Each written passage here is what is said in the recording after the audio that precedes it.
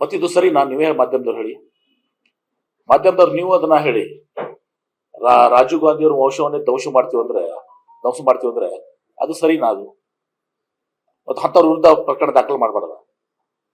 CT. Ravi ಮಾತಾಡೋದೇನು, ಒಂದು ಧರ್ಮದವ್ರ ಮೇಲೆ ಎದೆ ಸೀಳಿದ್ರೆ 3 ಅಕ್ಷರ ಬರೋದಲ್ಲ ಅಂತ ಹೇಳಿ, ಇವೆಲ್ಲವೂ ಕೂಡ ಬೇಕಾಯ್ತು.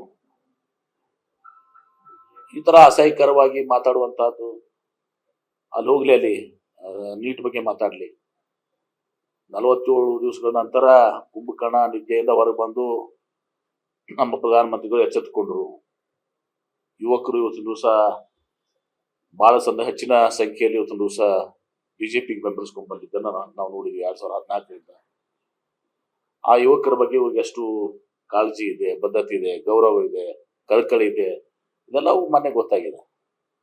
ತತ್ಕ್ಷಣ ರಾಜೀನಾಮೆ ತಗೊಂಡು 24 ಗಂಟೆ ಒಳಗಡೆ ಆವಾಗ ಒಂದು ಎಕ್ಸ್ಪರ್ಟ್ ಕಮಿಟಿ ಮಾಡಿ ಇವತ್ತು ಬೇರೆ ಬೇರೆ ಇರೋದು JEE ಇದೆ, ಅಲ್ಲಿ ಸಾಫ್ಟ್ವೇರ್ ಮೂಲಕ ಮಾಡ್ತಾರೆ. ಅದನ್ನ ಸುಪ್ರೀಂ ಕೋರ್ಟ್ ನಲ್ಲಿ ಹೋದಾಗ ಕೂಡ ಅದನ್ನ ಜಸ್ಟಿಫಿಕೇಶನ್ ಕೊಟ್ಟಿದ್ದಾರೆ. ಯಾಕಂದ್ರೆ ಡಿಫ್ರೆನ್ಷಿಯಲ್ ಕ್ವಶನ್ ಪೇಪರ್ಸ್ ಆಗಿದ್ದು ಕೂಡ ಅದನ್ನ ಹಾರ್ಡ್ನೆಸ್ ಅಂತೇನೋ ಒಂದು ಇದ್ರ ಮೇಲೆ ಇದು ಮಾಡ್ತಾರೆ, ಒಂದು ರೇಷಿಯೋವನ್ನ ಅಥವಾ ಒಂದು ಮಾನದಂಡ ಇಟ್ಕೊಂಡು ಮಾಡ್ತಾರೆ. ನಮ್ಮಲ್ಲಿನೇ KEA ಇದೆ, CET ನಾವು ಕಂಡಕ್ಟ್ ಮಾಡ್ತೀವಿ, ಯಾವ ರೀತಿ ಮಾಡ್ತೀವಿ. ಹೀಗೆ ವಿವಿಧ ರಾಜ್ಯಗಳ ದೇಶಗಳ ಮಾಡೆಲ್ ತಗೊಂಡು ಒಂದು ಫುಲ್ ಪ್ರೂಫ್ ಆದಂತ ಸಿಸ್ಟಮ್ ಮಾಡ್ತೀವಿ ಅಂತ 24 ಗಂಟೆ ಒಳಗೆ ಪ್ರಧಾನಮಂತ್ರಿಗಳು ನಿರ್ಣಯ ಮಾಡ್ಬೇಕಾಗಿತ್ತು. 47 ದಿನ ಇವತ್ತು ಅಲ್ಲಿ ಎಲ್ಲ ಯುವಕರು, ಲಕ್ಷಾಂತರ ಯುವಕರು ಇವತ್ತು ಹೋರಾಟಕ್ಕಿಳಿದಾಗ ಮತ್ತು 10-20 ಜನ ಇವತ್ತು ಪ್ರಾಣ ಕಳ್ಕೊಂಡು, ಸುಮಾರು 21 ಜನ ಅಲ್ಲ 21 ಜನ ಪ್ರಾಣ ಕಳ್ಕೊಂಡ್ರು. ಆ ಪ್ರಾಣ ವಾಪಸ್ ಬರ್ತದ? ಆ ಜೀವ ವಾಪಸ್ ಬರ್ತದ? ಅದನ್ನ ಯಾರು ವಿಚಾರ ಮಾಡ್ತಾ ಇಲ್ಲ. ಆ 21 ಜೀವಗಳು ಏನಾದ್ರು ವಾಪಸ್ ಬರ್ತಾವ ನಮ್ಗೆ? ಆ ತಾಯಿ ತಂದೆ ಅವ್ರಿಗೆ ಎಷ್ಟು ಇದಾಗಿದೆ, ಆ ಜೀವಗಳು ಹೋಗಿದಾವೆ, ಆ ಜೀವ ಯಾರು ವಾಪಸ್ ಕೊಡ್ತಾರ? ಇಂಥದ್ದೆಲ್ಲ ಇದ್ದಾಗ 1.5 ಲಕ್ಷ ಜನ ಮತ್ತೆ ಮರು ಅಟೆಂಡ್ ಆಗ್ಲಿಲ್ಲ, ಅವ್ರ ದಿವಸ ಮರು ಪರೀಕ್ಷೆಗೆ ಹಾಜರಾಗ್ಲಿಲ್ಲ, ಮಾನಸಿಕ ಒತ್ತಡದಿಂದ, ಪ್ರೆಷರ್ದಿಂದ. ಇದೆಲ್ಲ ಕೂಡ ಸೂಕ್ಷ್ಮತೆ ಇರ್ಬೇಕಾಗ್ತದೆ. ಆ ಸೂಕ್ಷ್ಮತೆನೇ ಇವ್ರಿಗೆ ಇವತ್ತು ದಿವಸ ಇಲ್ಲ.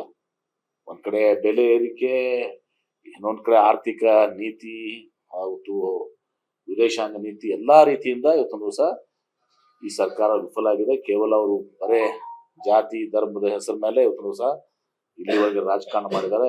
ಇವತ್ತು ಹಿಂದೆ ಇವರು ಹೇಳಿದ ಯಾವುದೂ ಕೂಡ ಅಕ್ಷತೆ ಇವತ್ತೊಂದು ದಿವಸ ಬಂದಿಲ್ಲ. Petrol rate, diesel rate, gas cylinder rate, fertiliser rate, ಇವತ್ತು ಡಾಲರ್ ರೇಟು ಯಾವ್ದು ಉಳಿದಿದೆ?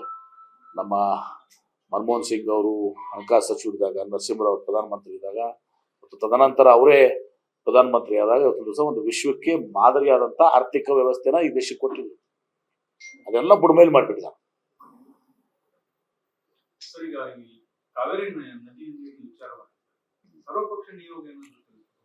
ಮುಖ್ಯಮಂತ್ರಿಗಳು ನಿರ್ಧಾರ ಮಾಡ್ತಾರೆ. ಚರ್ಚೆ ಮಾಡೋಣ, ಮುಖ್ಯಮಂತ್ರಿ ಚರ್ಚೆ ಮಾಡ್ತಾರೆ. ಅದು ನಿರಂತರವಾಗಿ ಬಂದಿದೆ ಅಂತ. ಸರ್ವಪಕ್ಷದ ನಿಯೋಗ, ಸರ್ವಪಕ್ಷದ ಸಭೆ ಇದೆಲ್ಲ ಕೂಡ ನಡೀತದೆ. ಮುಖ್ಯಮಂತ್ರಿಗಳು ಬಂದ್ಮೇಲೆ ನಿರ್ಣಯ ಮಾಡ್ತಾರೆ. ಥ್ಯಾಂಕ್ ಯು, ಧನ್ಯವಾದಗಳು.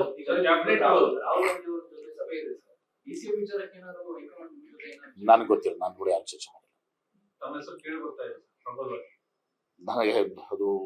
ನನಗೆ ಯಾವುದು ಕೂಡ ಅದ್ರ ಬಗ್ಗೆ ಮಾಹಿತಿ ಇಲ್ಲ. ಪಕ್ಷ ನಿರ್ಣಯ ತಗೋತದೆ, ಅದು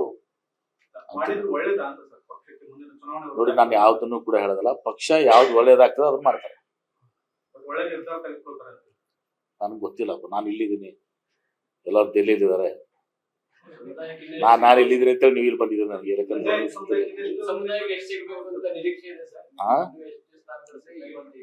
ಅದೆಲ್ಲ ಗೊತ್ತಿದೆ, ಹೈಕಮಾಂಡ್ ಗೊತ್ತಿದೆ. ನಮ್ಮ ಮುಖಂಡರು ಎಲ್ಲರೂ ಮುಖ್ಯಮಂತ್ರಿ ಇಟ್ಕೊಂಡು, ಮಾಜಿ ಮುಖ್ಯಮಂತ್ರಿ ಸಿದ್ದರಾಮಯ್ಯನವರು, ಮಲ್ಲಿಕಾರ್ಜುನ ಖರ್ಗೆ ಅವರು ನಮ್ಮ ರಾಜ್ಯದವರು AICC ಅಧ್ಯಕ್ಷ ಆಗಿದ್ರು. ಇದೆಲ್ಲ ಒಬ್ರು ಗೊತ್ತಿದೆ. ಎಲ್ಲ ಮಾಡ್ಕೊಂಡು ಒಂದು ಸೂಕ್ತ ನಿರ್ಧಾರ ತೆಗೆದುಕೊಳ್ಳ.